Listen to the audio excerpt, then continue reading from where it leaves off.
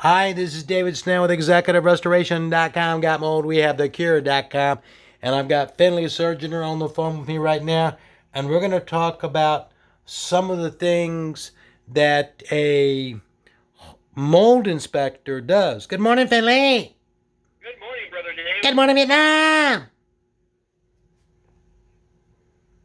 Are you still there? I'm here. Yep. Okay. All right. So we're going to be talking about some of the things that a mold inspector does, that he or she does, that he or she looks out for. And if you would like to just spearhead this and start talking, and I will step in from time to time. Yes, sir. Here's Finley. Thank you, Brother Dave. Appreciate it. Oh, yes, I'd like to give people some detail or some intel on what our duties are as a mold inspector. One of the things that I like to do is when I'm driving up to the house is actually do a visual of the whole house from the roof, downspouts, gutters, the foundation, the grade of the house, what the house is built out of, or if it's brick, siding, if there's any pieces or cracked brick. And let's start with the roof.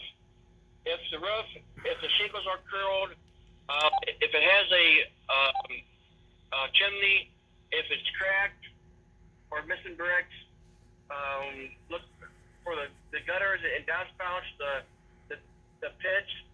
Make sure the downspouts are not missing. Make sure they're kicked out away from the house at least 6 to 8 feet, so it'll give the water less chance to actually penetrate or go back to the house.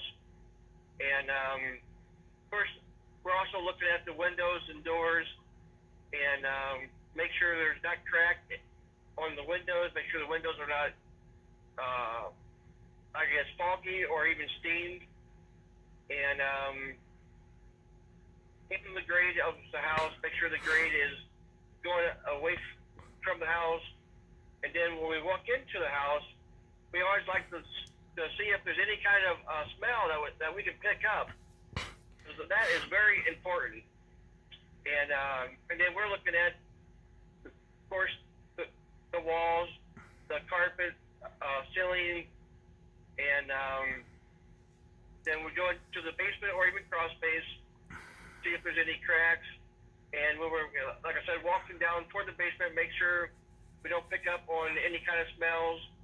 Might smell damp, moist. And then I like to check the rim joints. There's a lot of contractors that like to put insulation, the paper insulation, around the rim joints. And that will cause moisture being trapped behind the insulation, which would cause it not to be able to breathe. Right. Good point. And then, of course, look at all the, subfloors and foundation, the basement block. Make sure they're not cracked. Right. If there's any staining on the brick or the floor joists. And then, of course, if there's an upstairs attic that we can get to, of course, we always like to do a visual up there, make sure there's no smells, and make sure there's no mold stains or any organic growth that we call it before it's actually tested. And of course, we're looking at see if there's any water lines or anything that's being ran up there that might have mold on it. If the vent pipe is cracked, the most important thing is the bathroom fan. And you've probably seen yourself, Dave, that the bathroom fan is 9 times out of 10 it is just vented up in there. It's not vented out through the roof or through the eaves, but I always like to put it up through the roof if all possible. Or the exhaust fan line is cut, or it's disconnected, and all the humidity is going up into the attic. I see this probably 70% of the time. When I walk into the house and I notice they've got a humidity level problem immediately. And I'll say to people, I'll be like, do you have a humidity level problem? They're like, don't think so. Okay, so then I'll pull the meter out just to confirm. Oh my goodness, 60-70% moisture in the air. Mm. So continue on. Well done. Yes, and the insulation. We have to make sure that when they blow in the insulation, make sure they got the cardboard vats, so the insulation isn't blown tight against the soffit. And because that's a big issue. If the house or the upstairs attic can't breathe, then it's going to cause moisture issue. Right, Dave? Brother Dave? And if it causes moisture issues, we've got potential mold issues, and we don't want that. No. Continue on, please. And would you like to tell the folks what type of tools that we use? Oh, yes, absolutely.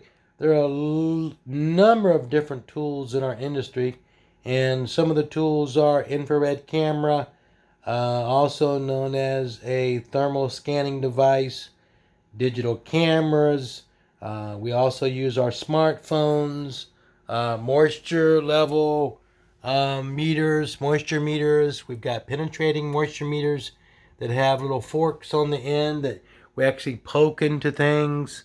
We actually have non-penetrating moisture meters where they don't dig in, they don't have forks into them. We have borescopes where we can actually look into walls. Those are just some of the tools that we need. Also, don't forget some of the most important kind of equipment in our industry is PPE. That stands for Personal Protective Equipment or Professional Protective Equipment. It's, people call it different things. That includes a bunny suit or a Tyvek suit, respirator, earplugs, face mask, full body suit to protect you from the dangers of different kinds of mold or molds out there. And the most important thing is when you're working, it's very, very important to working in this environment is to be safe. Be safe. It's very important. Okay? And a lot of people don't take safety very seriously, but when they get sick, they start to think to themselves, maybe I should have been safer. Finley, would you like to add anything before I close? No, Brother Dave, go ahead. Great. Hi, this is David Snell with ExecutiveRestoration.com. Got mold. We have TheCure.com and Finley's Surgener with BioPro Restoration. Finley's out of Shelby, Ohio, and David Snell's out of Charlotte, North Carolina. And until our next video, sayonara for now. Goodbye from David Snell. And do you want to say goodbye, Finley? And good night. And good night and ta-ta.